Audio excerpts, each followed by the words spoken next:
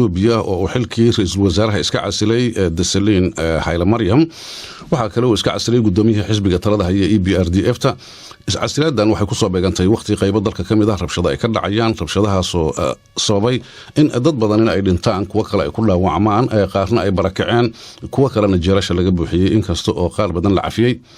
haddaba waxaanu eegaynaa sababaha keenay in Haile Mariam uu xilka ka dago xilkaas uu hayay 2012 ilaa iyo maanta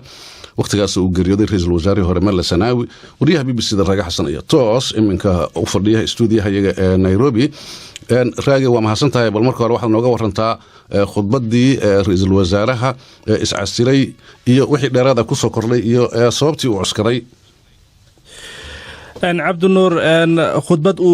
رئيس الوزراء كجدي تلفزيون كدولة ayaa waxa uu ku sheegay inuu rajeynayay in iscasilaadiisa ay gacan ka geysan doonto halka loo raadinayo xasilooni darrada haatan ka taagan dalka Itoobiya waxa uu sheegay in iscasilaadiisa uu arkay inay qayb weyn ay ka tahay dib u habeynta lagu sameeyo dalkaasi oo si loogu soo dabaalay ayuu yiri nabad buuxda isagoo sheegay in iscasilaadiisa uu arkay intaasi ay qayb muhiim ah ka tahay gaar ahaan sidii nabad buuxda buu loogu soo dabaal lahay dalkan oo ah marka la eego dhinaca dhaqaalaha bariga Afrika kan korin ahaan ugu ballaaran isagoo arrimahaasi ka hadlaya ra'iisul wasaare Haile Mariam Desalegn waxa uu yiri ihadagna mangist baahan waqt waxaan rumaysnahay in baarlamaanka Itoobiya uu iga aqbali doono iscasilaadayda sababta ugu weyn ee aan u soo gudbiyay iscasilaada waa aaminsanaantayda inaan qayb ka noqdo xalka si loo helo nabad waarta iyo dimuqraadiyad aan liiqliiqan ee waddankeena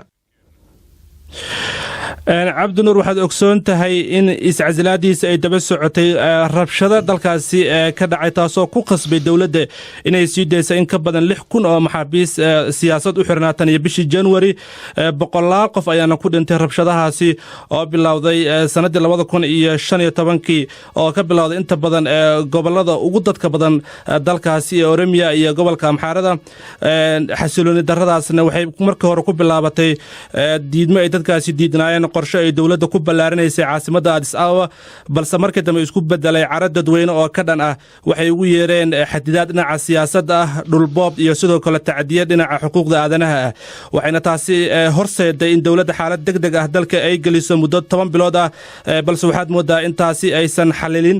iyadoo markii dambe dawladda soo saartay siyaasad ay dadkaasi xabsiga uga soo deynaysa gaar ahaan dadkii 3 sano ee la soo dhaafay xabsiga la geliyay iyadoo sidoo kale cafis u fidisay balse waxay u muuqataa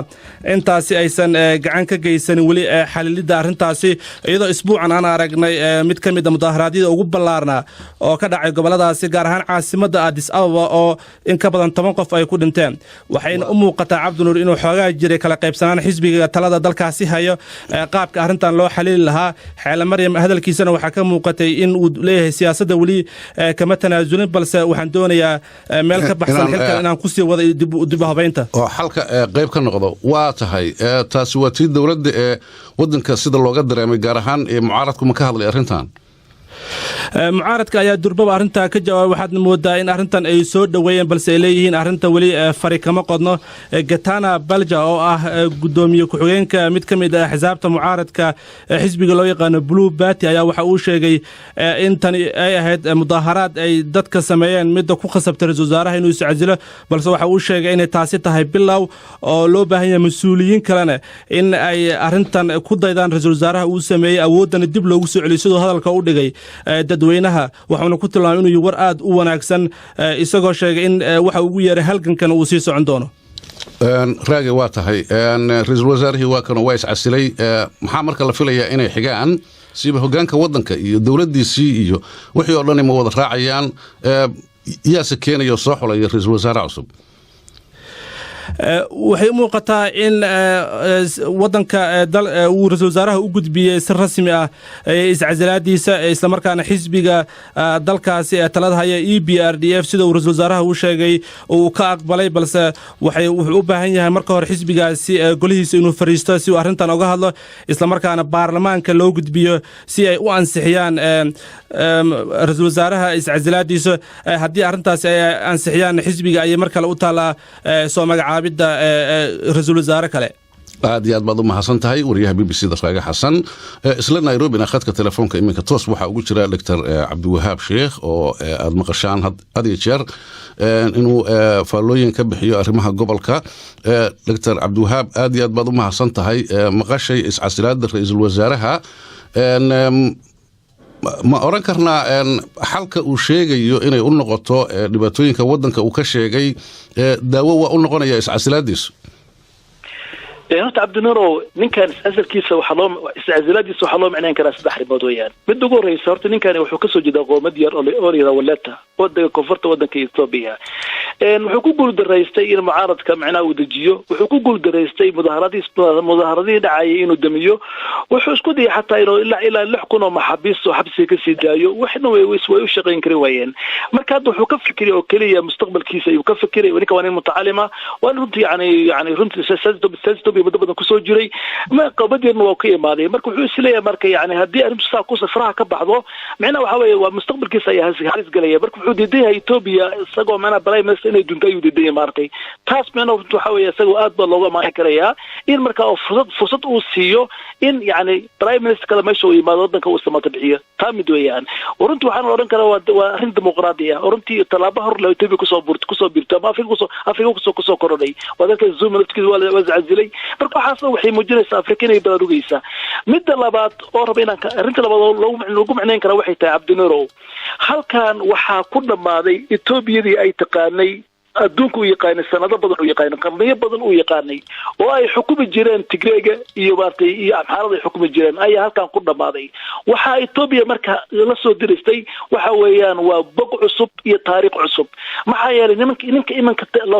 talada loo wada oo macnaha meesha loo wada waa nin Oromo ah oo magaciisa lagu sheegay la yaqaan Lema marka Oromadu waxa weeye qoomiyadda ugu badan ee wadanka macnaha Itoobiya weeyaan marka waxa ay doonayaan in xataa yani Itoobiya way isbedeshay dhaqaalaha bay isbedeli doontaa mujtamac ahaan buu isbedeli doonaa siyaasad ahaan way isbedeli doonaan Itoobiya marka aan garan jirnay sanado badan meesha way ka baxaysaa maxaa yeelay waxay xasuusinaysaa wadanka Sri Lanka markii si haliisku qabsaday lixdamaadkii horaanteedii waxa uu laalay luqadii macnaha yani Ingiriiskeeda wadanka laga hadli jiray waxay laaleen luqadiisa yani Tamilka wadanka laga hadli jiray waxa moodaa ninkani inuu keeno doono in afka Oromada macnaha uu noqdo afka kaliya ee marka lagu shaqeeyo uu noqdo taa marka meesha ay ka baxdo luqadii Amxaarada ay ka baxdo waxaad arkaysaa Cabdinuurow wadanka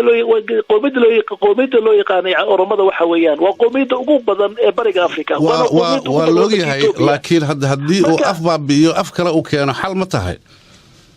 marka su'aashu waxa weeyaan ninka imaan doona imanka ama Oromo ha ahaado ama ha ahaado Tigray ahaado ma noqon doona nin Mandela oo kala ah oo Itoobiya samata bixiya Cabdinuur Itoobiya waxa dul haabay imanka aan kula hadlayo gorgor baa dul haabay gorgorkaasi ma wuxuu cuni doonaa Itoobiya isku dhaxyaaday oo macnaha dagaalantay ma wuxuu cuni doonaa abaara ka dhacay Itoobiya iyo cuni doonaa ilaa hadda lama garanayo laakiin waxa aan ku sheegay waxa imanka dhacay taariikh weeyaan waa taariikh hor leh ee dalku waxayna saameyn ku yeelan doontaa Soomaaliya waxayna saameyn ku yeelan doontaa wadanka Kenya maxaa yeelay oo qabiilka Oromada waxa weeye waa qabiilka ugu badan ee bariga Afrika waxa lagu qiyaasaa Itoobiya ilaa 50% Kenya ayaa lagu qiyaasaa wadanka Itoobiya ilaa 100 milyan weeyaan marka 46 milyan oo macnaha waxa weeye ayaa lagu qiyaasaa ilaa ay wadanka Kenya ay soo gaaraan ilaa goboladan yani ilaa Sielo ay soo gaaraan Sielo ilaa Marsabit ilaa Moyaale waxa dan kulli Oromo weefka Oromada laga hadlaa waa Dr. ugu badan ee laga hadla weeyaan waa tahay Dr. Cabdiwahaab aad baa u mahadsan tahay ninkan hadda iscasilay ra'iisul wasaaraha ka degay Soomaalida Itoobiya iyo dawladooda Soomaaliya iyo dawladeeda iyo xiriiruu la dhisayay xiriirkaasi ma sii socon doonaa bay kula tahay mase waa loo darsan doonaa Cabdinuur hadii ay dhacdo in Oromo meesha u yimaado xiriirkaan ma sii socon doono maxaa yeelay Tigrayga ma ogolaan doonaan inay Oromada ay xukunto maxay ordad qabiilka Oromada muddo badan wala cadaadin jiray wala barakiciyay wala bahdilay marka yani waxa loo diiday inay xukun ka qabtaan loo diiday marka hadii marka ay noqoto in Oromo lagu bedelo macnaheedu waxa weeyaan yani dadka Tigrayga ma ogolaan doonaan Amxaartu ma ogolaan doonto Soomaaliduna waxa arkaysa xiriir ku dhaxeeya Oromada iyo Soomaalida bariyahan waa uu sii xumaanayay marka haduu yimaado yimaado nin Oromaawi meeshii yimaado halka marka waxa imaan doonta in Oromadu macnaha wax badan ay ka bedelaan noloshii macnaha wadanka Itoobiya waxaan runtii saameyn weyn waxay ku gobolka ay ku yeelan doontaa dadka wali xukuumadda Soomaalida waxa haboon inay galaan macnaha waxa weeyaan inay galaan shir degdeg inay galaan oo arrimaha kaga hadlaan maartay yani waaqaca isbedelay wadanka Itoobiya ay kala hadlaan waxaan ku xaqiijinayaa Cabdinuur in yani muddada soo socoto waqtiyada soo socdo Itoobiya aniga aan garan jirnay sanado badan aysan ahaan doonin waa tahay aad iyo aad baad u mahadsan tahay Dr. Cabdiwahaab Sheekh ayuu ahaa oo khadka ka jiray magaalada Nairobi halkaad nagala socotaana walaanta af Soomaaliga ee BBC London